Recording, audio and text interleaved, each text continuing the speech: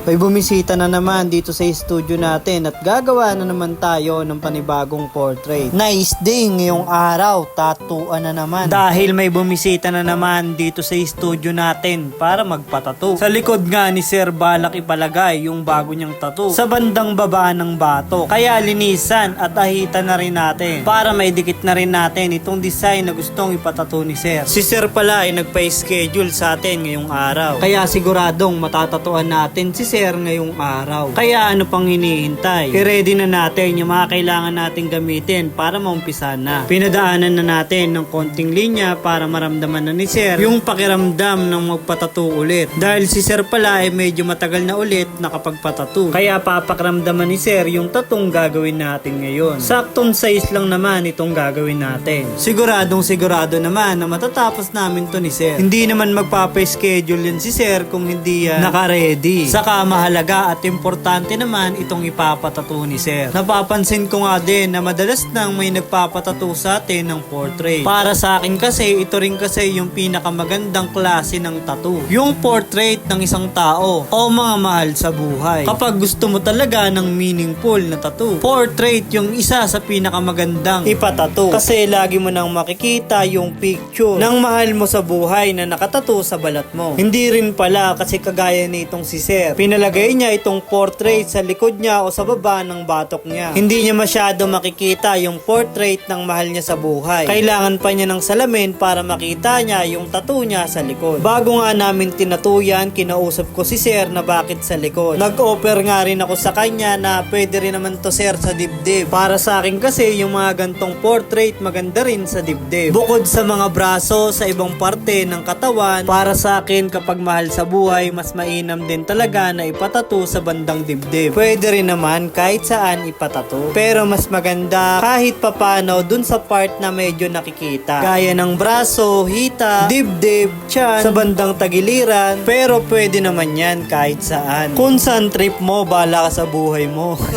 Dito pala sa ginagawa nating portrait, gumamit tayo ng 3RL na needle saka 11 curve magnum. Yung 3RL, yun yung ginagamit natin kapag madidetalye o maliliit lang yung pinakailangan natin gamitin. Gaya nitong ginagawa natin sa mata. Pero pag kailangan na ng shading, ginagamit naman natin tong 11 curve magnum. At dito naman sa details sa sombrero, yung 3RL na needle yung ginamit natin para dun sa mga linya. At para dito sa background, black ink lang naman yung pinakailangan natin. At yung ginamit natin na magnum, ayun pa rin yung ginagamit natin na pan-shading dito sa background. At dito nga white ink na lang tayo para sa konting mga highlights. At pagkatapos na natin lagyan ng highlights, pabulay na natin gamit ang foaming soap na antibacterial. At ito na nga yung kinalabasan sa ginawa naming tattoo kay Sir.